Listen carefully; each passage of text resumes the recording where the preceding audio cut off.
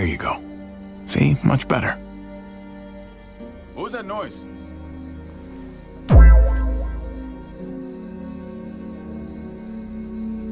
Guys!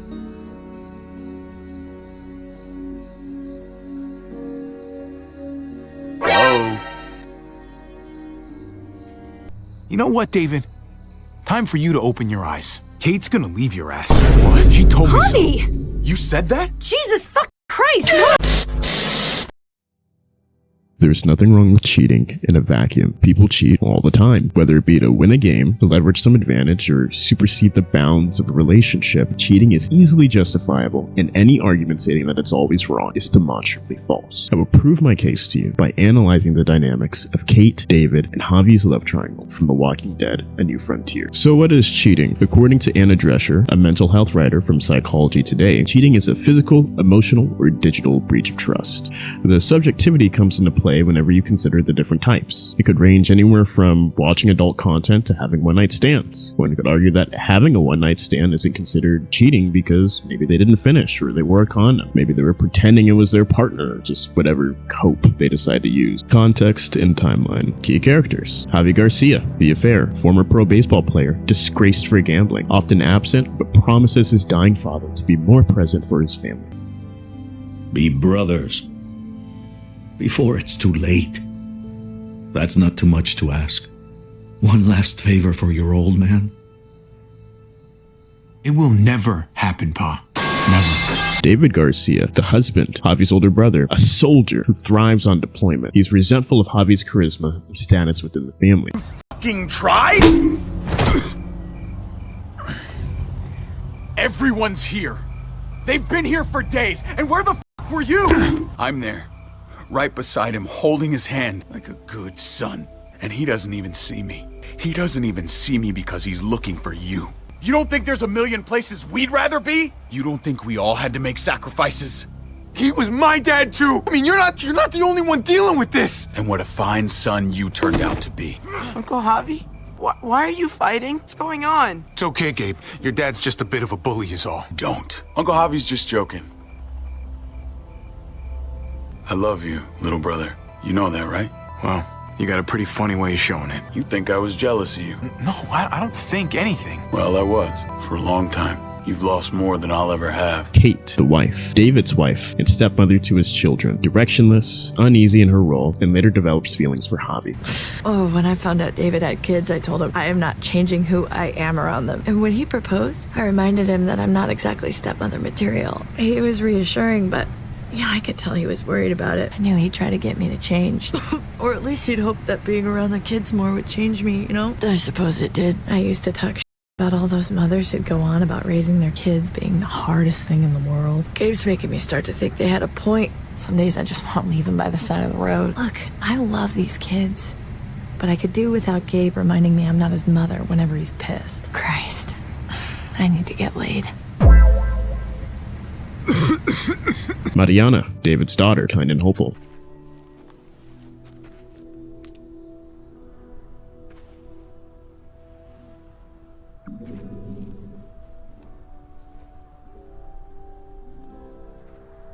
Thanks.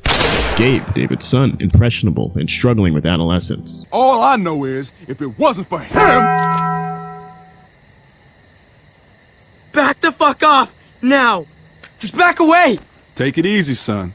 Gabe, no, this isn't necessary. What are you talking about? Yes, it is! I told you! I get that you're trying to help, but this isn't how you do it. Just do it already. I don't even care anymore. Just put it down, Gabe. Come on, kid.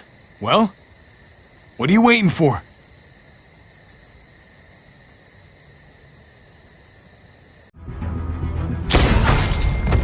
Holy shit! The New Frontier, a militant faction based in Richmond, led by Joan, Clint, David, and Dr. Lingard. Timeline of events. Javi arrives late to his father's deathbed, reinforcing his absence from his family's lives. Their father reanimates, fights their mother, and Javi and David are forced to murk him. David rushes their mother to the hospital, but is blocked from re-entering the city and is presumed dead. Javi, Kate, Mariana, and Gabe remain at home for 3 months waiting for David to come back, but assume that he's likely dead and are forced out of the home by the herd. They take to the road in an RV, and they survive on the move for 4 years. years. The Garcias encounter the New Frontier during a dispute over supplies. Javi is subsequently separated from his family and rescued by Clementine, who takes him to Prescott, a trading community. Javi reunites with his family at the junkyard, but tragedy strikes. Mariana is killed and Kate is critically wounded, both by a faction called the New Frontier. The group escapes to Prescott, where Kate is stabilized but remains in danger without proper medical care. The New Frontier raids and destroys Prescott. With Prescott destroyed and Kate's condition worsening, Javi's group decides to seek help in Richmond, despite it being the New Frontier stronghold. At Richmond, David reappears alive, now head of security, and one of the New Frontier's leaders. Kate recovers enough to walk, but expresses discomfort with their situation. David urges the family to stay, but faction politics spiral. Joan, one of the 4 leaders of the New Frontier, is revealed to be ordering raids using David's men behind David's back. David confronts Joan, fails extraordinarily, and is usurped from his role as head of security and faces public execution. He is rescued, but starts a shootout, citing lack of trust. Amid the chaos, Kate rams a gate after a Molotov attack, unleashing walkers into Richmond. The Garcias survive, but are blamed for the devastation. Kate feels guilty. David grows weary and disillusioned, and tensions rise. Kate admits her feelings for Javi. David reacts by almost killing Javi. The family fractures with multiple possible outcomes depending on the player's choices, but none of them leave the Garcias whole. Kate's infidelity. It's widely accepted that Kate cheated on David by choosing to get with his brother, Javi. For the purpose of this analysis, we'll use TRIP-CC to analyze each partner's commitment to the relationship. TRIP-CC is trust, respect, intimacy, passion, communication, and commitment. If even one of these things are gone for too long, where too long is dependent on the couple, the relationship is essentially void. But I will make a strong case for why all were gone in Kate's situation. Trust. David broke that by not attempting to come back and find them. More specifically, he was right to assume that his family was most likely dead, but he knew that there is a possibility they were still alive. Gabe said you went back to the house at the start. I'm sorry I never found you. Did you even try? How can you even ask that? I don't know, David. You seem like a pretty capable guy. Why didn't you come back? Mama and I got routed out of the city on the way to the hospital. It wasn't long before she... Poor Mama. I couldn't get back into Baltimore, so I hooked up with my old unit. We thought we could build a safe zone outside DC. After what happened to Mama and everyone else, I thought you were all dead, but you were taking care of them, weren't you? Somehow you found a way. I'm not gonna lie, I never thought you had it in you. I wouldn't be here if it wasn't for Kate. Is that right? We know that he had the skills needed to make the venture back into the city and at least attempt to see if his family left anything pointing to where they are / what happened to them. They waited for 3 whole months, maybe even longer for him, but David made a deliberate choice not to go back. It'd be one thing if he died, but since he was alive and able, this one act breaks the trust, respect, intimacy, passion, communication, and commitment all in one. Respect. David is shown raising his voice and needlessly escalating the situation in the tell him off interaction with Kate, which I will reference many times until we thoroughly break it down later. When it comes to reconciliation, he chooses to disrespect their marriage by attempting to re-enlist rather than attempting to solve the problems between the two. What's going on? I don't understand. You don't understand because you only think about yourself, and I'm sick of it. It's been that way for years. You've always been looking out for yourself. Oh, take a breath. I'll hear you out, but this doesn't have to be an argument. I'm worried about you, man. I can't be the star's older brother anymore. I gotta go where I can be my own man. My job sucks. Kate and I fight like cats and dogs. I belong back in the army. I had a purpose there. I had respect. Last time you deployed, you didn't have kids. So whatever you do now, you gotta put them first. I am putting them first. That's why I have to leave. What? Bro, what are you talking about, man? Things between me and Kate have been going downhill for a while, but if I left, it seemed like that would be best for everyone. I can't keep pretending this is the life I want. Not anymore. And Mom and Dad will worry themselves sick. You didn't see how stressed they got last time you deployed. Life's hard for everybody, Javi, except you. I'm not gonna lie. If I go, it's gonna be hard on everyone. Kate may need help from time to time. You can help, right? You won't leave her hanging? I need to know that in my mind. I'll be there for them, since you won't. If you want to go, you should go. Thank you. I really mean it. Intimacy. Again, with the tell him off situation, David chooses to start an argument over something that was meaningful but inappropriate given Kate's injury. The timing was terrible. Passion. I'm sure David loves his wife, but he is obviously a soldier. Not a husband, not a brother, but a soldier. I'm a soldier. This makes sense to me. I was made for this. I thrive in this. When I wasn't deployed, I'd miss being out in the field. Now that's all I am. Every day. A soldier isn't a husband. Or a father. A soldier is a soldier. Nothing else. Nothing at all. His passion for this matter is disproportionate enough for there to be an insufficient amount left for Kate. This insufficiency is quantified by him attempting to leave his family pre-apocalypse and actually doing so post-apocalypse when given the choice. Gabe said you went back to the house at the start. I'm sorry I never found you. Did you even try? How can you even ask that? But if I left, it seemed like that would be best for everyone. I can't keep pretending this is the life I want. Not anymore. I thrive in this. When I wasn't deployed, I'd miss being out in the field. Now that's all I am. That's 2 confirmed instances of him choosing his life as a soldier over his life as a husband. Communication and commitment. Again, both of these were also broken whenever he decided against seeking his family out, hence the 4-year time skip. To be fair to David, we never see him cheat on Kate while the relationship is still formally established, so one could make a compelling argument that the commitment and communication is still prevalent. But I doubt this, since him wanting to re-enlist was a genuine option that he was heavily considering over mending his relationship with Kate. Additionally, we don't ever find out if David was faithful to their post-apocalyptic and non-existent relationship. His second in command is a younger woman named Ava, and they seem to be decently close. She also seems to embody a more familiar form of interpersonal connection with David due to their militant-like relationship. Interestingly, he seems to have no problem killing a ton of his soldiers. Whether it be randoms caught in the crossfire, Rufus, or Fern, he shows little to no hesitation. But when it comes to Ava's execution or other death scenes, he's a lot more emotional. This can be explained by the fact that the sentiment was that Ava was the only one who had his back, whilst everyone else either directly betrayed him or were ambivalent to his execution, but it still really makes you think. Ava's my right hand. If there's anyone you can trust in Richmond, it's her.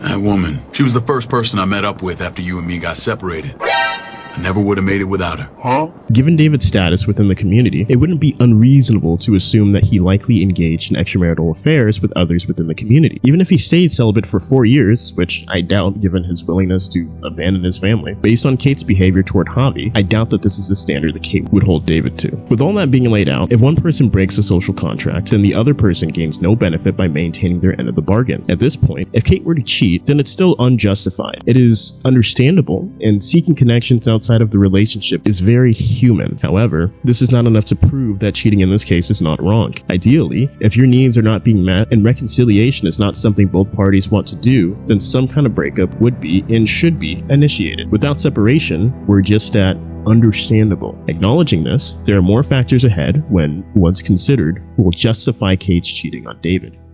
Tell him off. In a flashback that I've alluded to a few times throughout this video, we see Kate trying to play the perfect housewife. She's cleaning the dishes when Javi approaches and strikes up a conversation. In said conversation, she fantasizes about traveling with Javi and seems to genuinely want out, as seen by her holding Javi's hand despite him trying to pull away. Many will use this scene to confirm that Kate is a horrible person, terrible character. But here's the nuance. She wants Javi to hold her because David does not show much, if any, intimacy towards her, made glaringly obvious by the fact that although she cut her hand, David cared more about his CEO's mug, not even attempting to check in on his wife's well-being, which reinforces his priorities, him being a soldier. It's not just about this incident, it's about what it implies. David states that they argue like cats and dogs, which is believable given how David instantly escalates this interaction, even if Javi chooses not to hold on to his wife's hand. Interestingly, if Javi points out that Kate's going to leave him, You know what, David?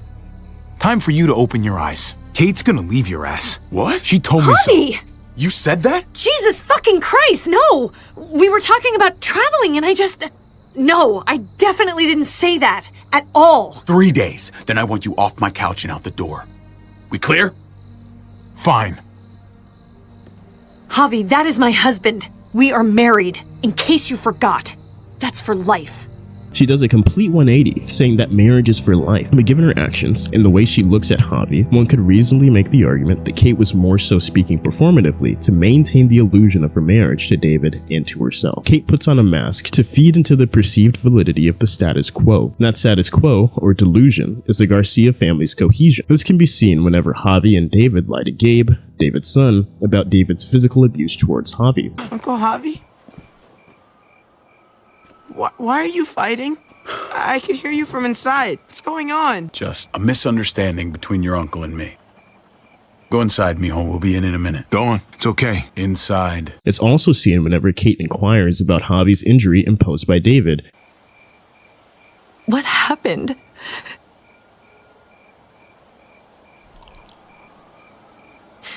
Come on.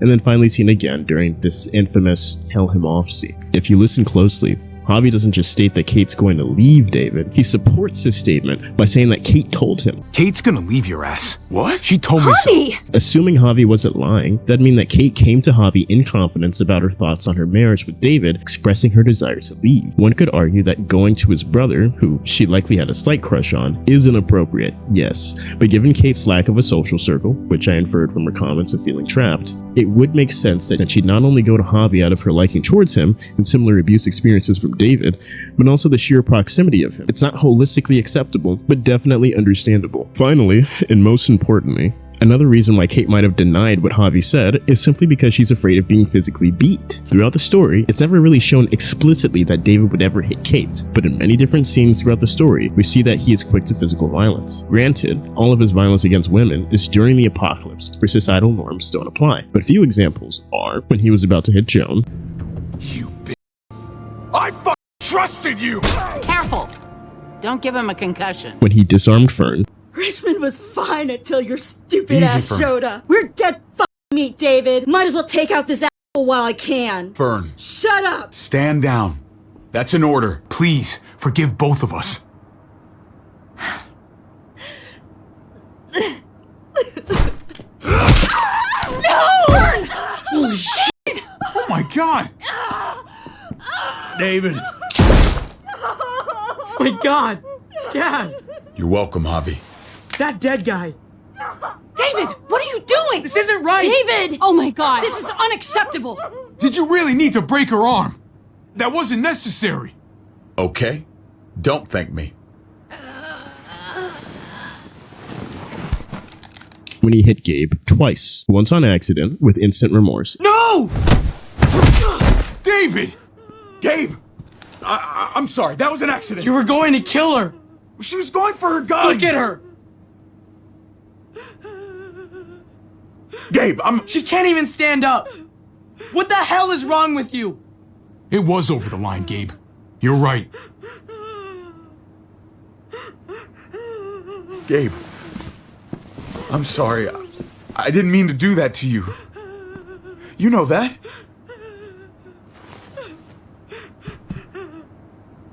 Why the hell are you all looking at me that way? They're scared, David. Of what? I'm protecting them. Why are you pointing a gun at us? And another with essentially none of that. For me. David, no! If you stop! Dad, no! Dave! Oh my god! David, no! I know Gabe isn't a woman, but the fact that he'd even accidentally harm his teenage son, even during the apocalypse, would inspire a reasonable amount of crippling fear. It's plausible that David had shown violent tendencies in the past that would keep Kate guessing. The threat of physical violence and lack of diplomacy encapsulates why Kate did not cheat on David. David cheated Kate by disregarding every tenet of their relationship. Said relationship exists only in formal writing and passive allusions through the grapevine. It ended long before David would ever verbally find out. The daftness of David is only further exemplified by the conditions of the apocalypse. He is horrible at politics. I never trusted Joan. I didn't think she'd turn on me like this. David, hey. I thought I had it handled. All of this is my goddamn fault.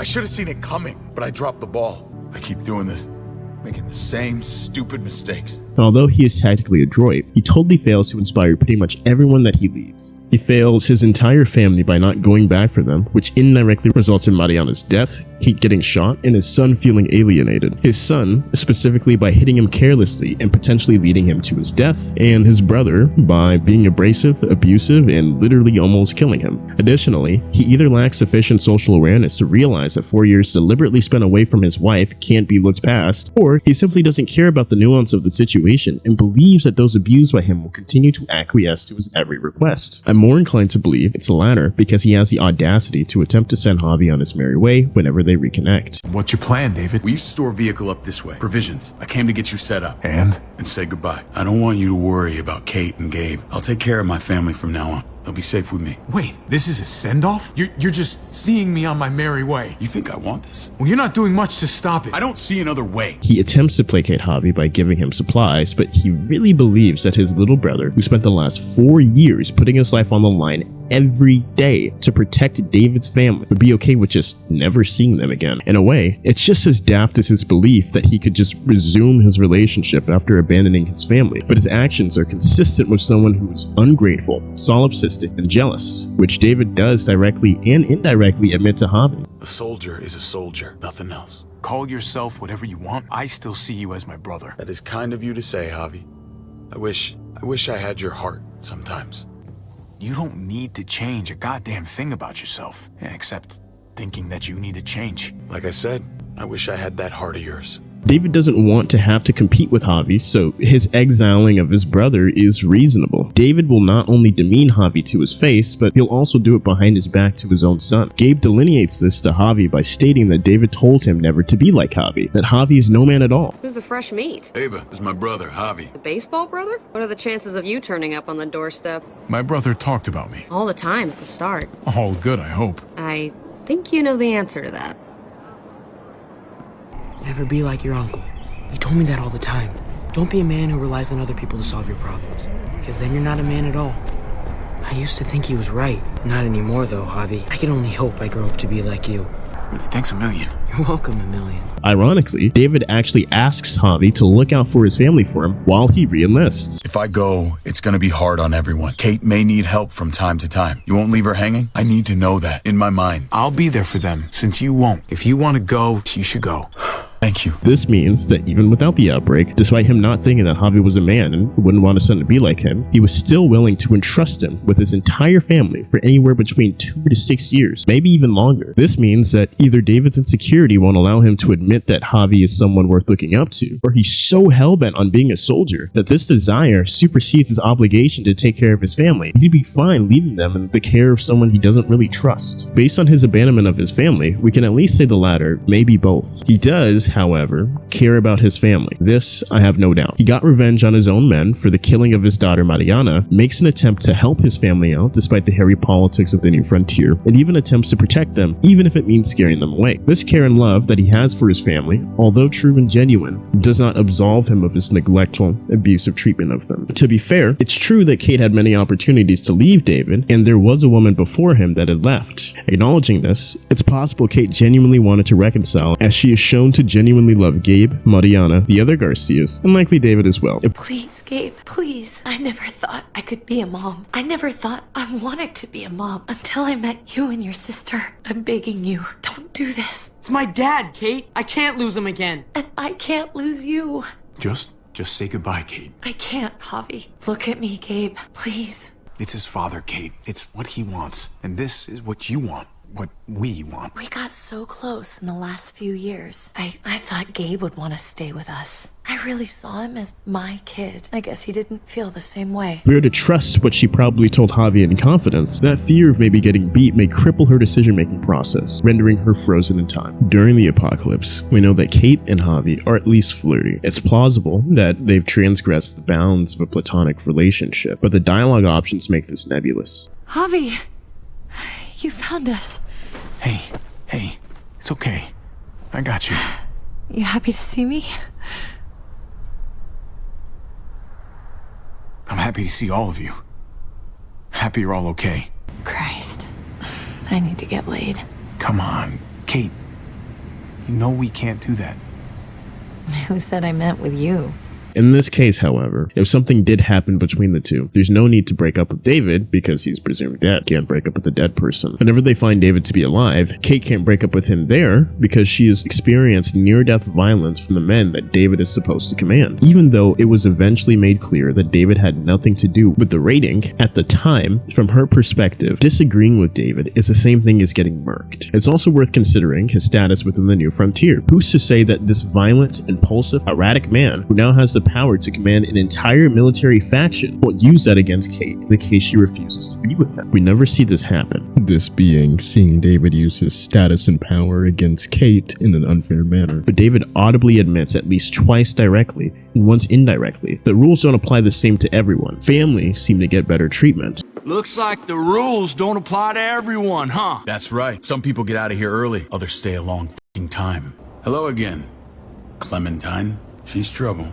Trust me. She's with me. I owe her my life. She told us some pretty rancid stuff about you, man. What did she say? That you left her to die. No, we kicked her out. A little girl, all alone out there. Do you think Mariana could have survived that? We had rules. Clem broke them. I would have done the same to anybody. She knew what would happen. Don't feel sorry for her. To anybody, huh? You broke the rules for Kate and Gabe. And I'll accept the consequences, unlike her. If he were to decide that Kate was an outsider, and thus no longer family, there's no telling how he would have treated her. Couple this with the fact that the first opportunity he got to push Javi, big part of Kate's support system, out of the picture, he tries and even doubles down. The only reason why he decides against it is because he needs Javi to have his back so he can weather the storm that is the New Frontier's politics. Had this not been the case, and he was able to send Javi off, it'd be reasonable to assume that he continued to attempt to pick things back up as if he never left. Things only really change whenever Kate eventually becomes suicidal. For the sake of brevity, I'll only reference the events that I theorize drove her to this mindset. Number 1, she feels like she failed to protect Mariana. She runs towards her corpse and ends up getting shot in the stomach as a result. 2, she has a near-death experience that is very painful, turbulent, and incredibly hopeless. 3, whenever she miraculously wakes up, she finds an even scarier version of David that may bring up past traumas. 4, she initially wants to escape Richmond, but ends up wanting to stay because she feels guilty about ramming their gates, letting a bunch of walkers in, and subsequently facilitating the gruesome deaths of Richmond's people. Despite this not being her fault, since someone threw a Molotov at her truck, she still can't help but feel responsible. 5, when Fern is ready to kill Javi, holding him at gunpoint, Kate steps in front of the gun and tells Fern to kill her instead, saying that she's the one who's responsible for the death of many innocents. 6, she breaks up with David, and I'll elucidate on this point in a bit. 7, she knowingly goes on a suicide mission to save Richmond, despite not having the tactical know-how to back up the intensity of the operation. 8, in every ending where Javi chooses not to go with Kate, she either dies or disappears. Between Mariana dying seamlessly under her care, her surviving a potentially lethal gunshot wound analogous to the one that Mariana died by, her borderline full recovery, her perceived responsibility of getting an entire community killed, and her being directly blamed by an outside force, it's very easy to draw the conclusion that Kate is suffering from immense survivor skill. Even if you believe that she's not suicidal,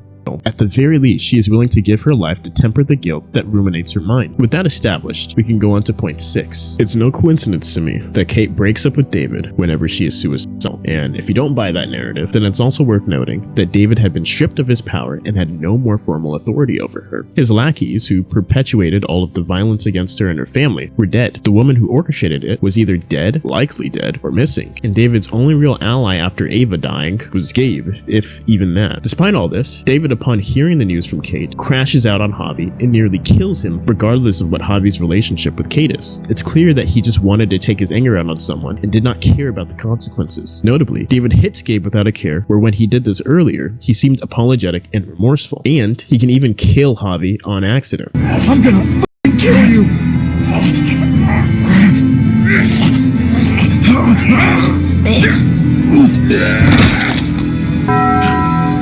It's non-canonical, but whenever he does this, he looks remorseful and shocked, illuminating the dissonance David has between his intentions and his actions. David was right to crash out, but the way he did it only justifies the idea that Kate was right for moving with caution around him. It also justifies Kate's cheating, since there really wasn't a reasonable opportunity for her to leave him without getting physically harmed or killed. With all that being established, we have 2 conclusions that must be accepted. Either their relationship had such little CC that there was no relationship at all, meaning that there was no cheating to begin with, or since Kate's ability to leave said relationship was compromised, cheating was okay since she was never afforded the opportunity to utilize her agency.